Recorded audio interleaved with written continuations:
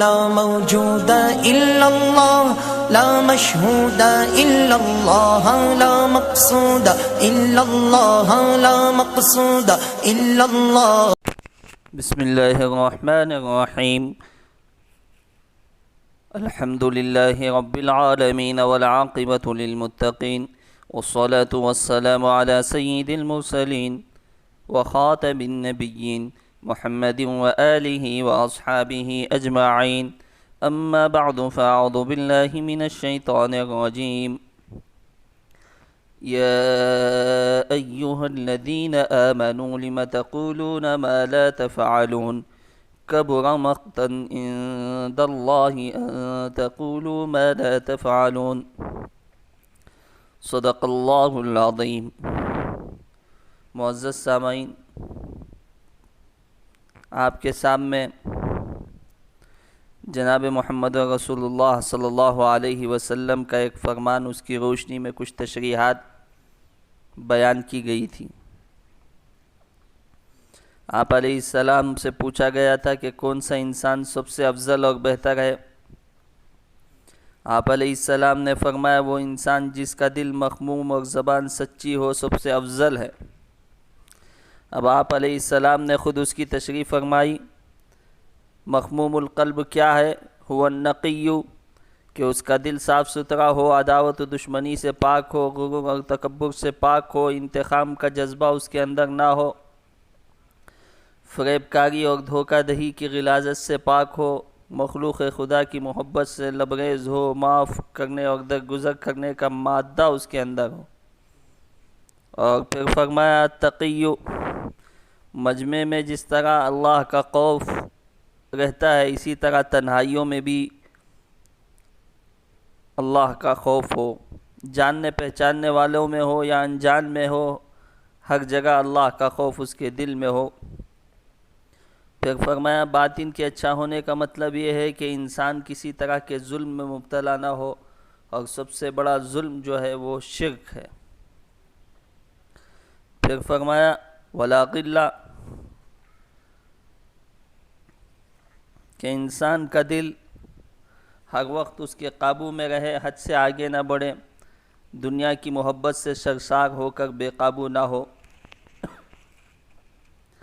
آرزوؤں اور تمناؤں کے سیلاب میں بہہ کر حریص اور لالچی نہ بن جائے، اور خواہشات کی پیروی کرتے ہوئے حد سے تجاوز نہ کر جائے، بلکہ ہر موقع پر شریعت مطہرہ کے دائرے میں رہ کر آرزوؤں کی تکمیل پر دل کو آمادہ کیا جائے، اور ہرگز اس کو کسی بھی موقع پر دنیا کی محبت میں ڈوبنے نہ دیا جائے.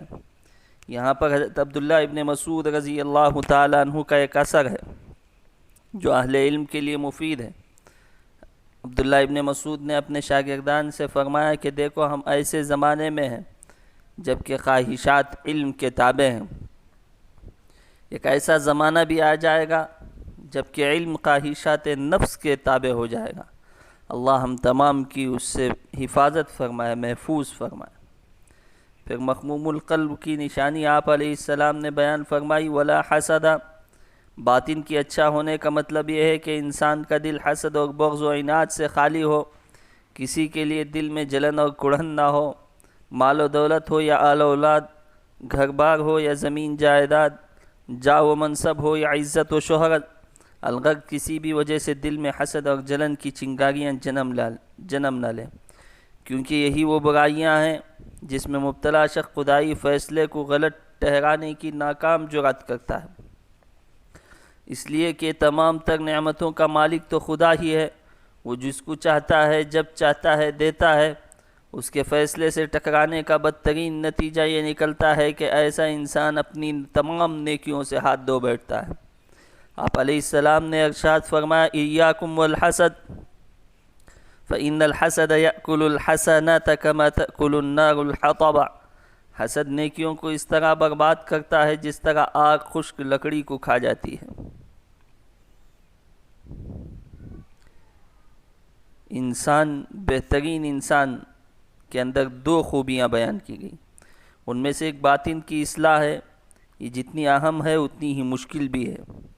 عام طور پر لوگ اپنے ظاہر کو سنوارنے پر ہی زور دیتے ہیں اور بہت سے اعمال ظاہری دوسروں کی شرما حضوری میں یا بدنامی کے خوف سے انجام دیتے ہیں، مگر چونکہ دل اور اس کا کردار عام انسانوں کی نظروں سے اوجھل رہتا ہے، اس لیے اس کی اصلاح کی کوئی خاص فکر نہیں کی جاتی، بلکہ اگر یہ کہا جائے تو بیجا نہ ہوگا کہ اس کو آزاد چھوڑ دیا جاتا ہے، جبکہ اعمال صالحہ کی قبولیت کا تمام تر مدار باطن کی اصلاح پر ہے۔ اگر انسان کا باطن درست ہے تو اس کی نیکیاں قبولیت کے درجے کو پہنچیں گی، ورنہ رد کر دی جائیں گی۔ اگر اس کے دل میں اوپر ذکر کی گئی پانچوں صفتیں موجود ہیں تو اللہ اس کے ظاہر کی بھی اصلاح فرمائے گا اور اس کے عمل کا بھی بھرپور اجر و ثواب اس کو عطا فرمائے گا، ورنہ تو دنیا اور آخرت کی محرومیاں ہی اس کے ہاتھ آئیں گی۔